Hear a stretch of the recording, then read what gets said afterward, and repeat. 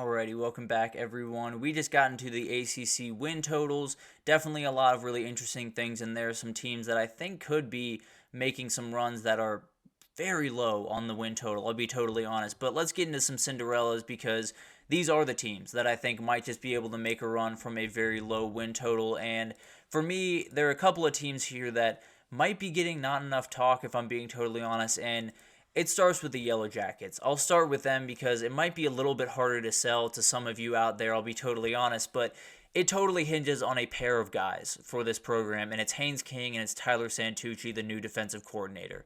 If both of those guys play or execute at a very high level, whether it's play calling, whether it's Haynes King, going through this offense the way he's done really well throughout his career, it's going to get really interesting.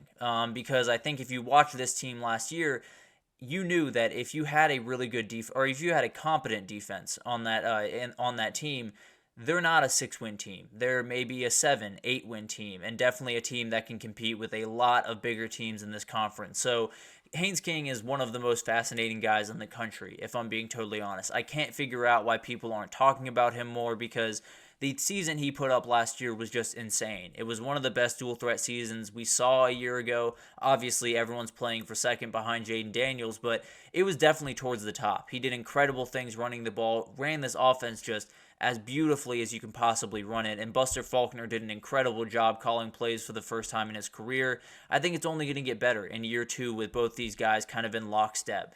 The running backs are led by Jamal Haynes, a very talented, really kind of a player that runs much bigger than he is. I think he's 5'11", maybe 200 pounds, but the guy absolutely bowls over people. Now, 200 pounds helps a lot, I won't lie to you, but definitely does have a ton of ability, going to be a really good running back for them. And then you have Trey Cooley, who had 2 touchdowns in the opening game against Louisville a year ago, but then injured himself and wasn't able to really get back to where he wanted to be. So it's a really good duo. It's going to be a duo that definitely does exactly what Georgia Tech needs it to do. The wide receiver group is the exact same one from a year ago, which is absolutely huge for Haynes King in this program. Chase Lane, Malik Rutherford, Christian Leary are all going to be really solid options.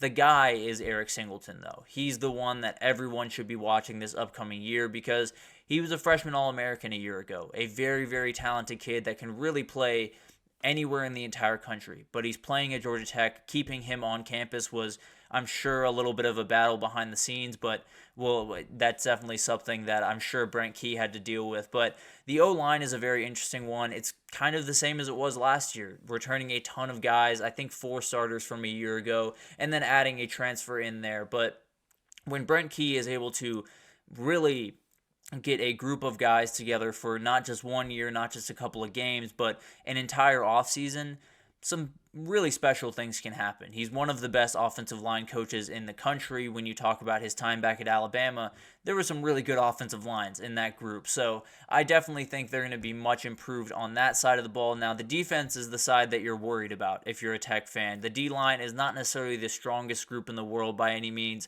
I think Zeke Biggers is a very, very good player. Definitely will be a big-time player for them. Kevin Harris coming off the edge is a very interesting player as well, but overall, it's just not necessarily the best group. You want, the total to be better than the sum of its parts. You want you want the group to be able to work together. That's probably the biggest goal here, just to make sure that everyone is in the right gap, doing the right thing, and then some guys will be able to make some plays. Not necessarily do anything crazy, but disrupt just enough. And then you had Kyle Efford and Trinalius Tatum in the middle of that defense. A really solid linebacker duo. They also added E.J. Lightsey over from Georgia, so they have a little bit more depth there in the middle of that defense that looked a little shaky a year ago. And then the back end is the one that I'm watching most closely. You still have LaMiles Brook back there. Amari Harvey is the guy that I'm watching most closely. I think he's going to be a fantastic player. Had a really good bowl game performance against UCF.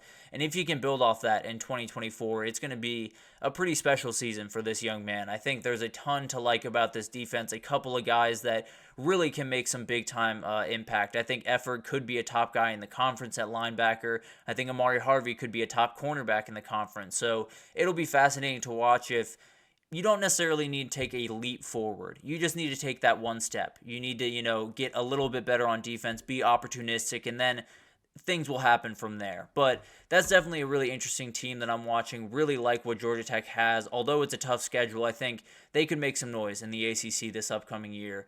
But then I want to get to SMU, a very interesting team. I think they have a ton of talent going into this season, and I think when you look at this SMU team, they're coming in from another conference. Usually you kind of write off those teams, but they're fully ready to compete pretty much right away.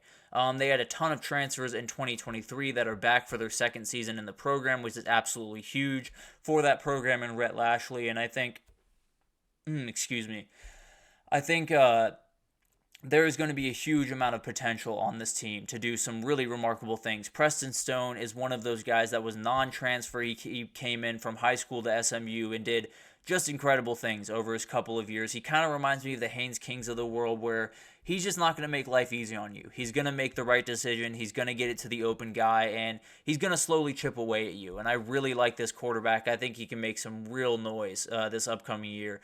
The running back room is actually remarkably talented, and it's because they're pulling guys from some bigger programs in Texas. They got Jalen Knighton. I believe he came over from Miami, to be totally fair. But Jalen Knighton coming over, L.J. Johnson coming from Texas A&M. They also have Kamar Wheaton, who played really good football a year ago.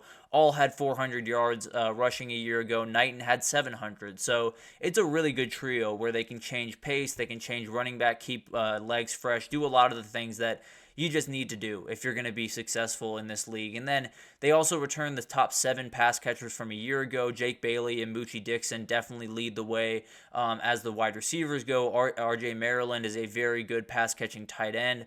Over 500 yards for Bailey and Maryland a year ago. So it's going to be a solid group receiving the ball. And Preston Stone feels very comfortable throwing the ball to these guys.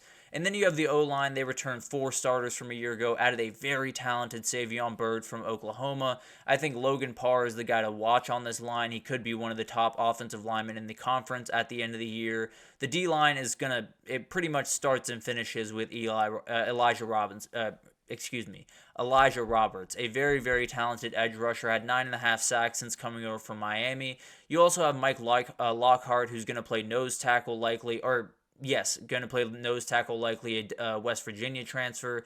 Then you have Corey Roberson, a very, very talented guy, and Cameron Robertson, who had 4 sacks a year ago. So overall, a really solid group. The pass rushing is going to be really solid, honestly. And then you had, at the linebacker group, you had Ahmad Walker, you had Kobe Hudson, both of the leading 2 tacklers from a year ago. Hudson is going to be the leader of this group and definitely be the green dot guy for this group, but Walker is no slouch by any means. 2 absolute beasts in the middle of that defense, and that helps a lot of things. There's no two ways about that. The next 2 leading tacklers on the team are Isaiah Nakuba and Isaiah Wokbia and Jonathan McGill, 2 very talented safeties that absolutely can get downhill and lay a lick on someone. So very much like those 2 guys, could make some noise this upcoming year. And I think this SMU team, when you look at it, just has so much potential because they have so many people that are returning for their second, for their third, fourth year in the program, and they know exactly what they need to do, exactly how the offense is supposed to be run, and it's going to be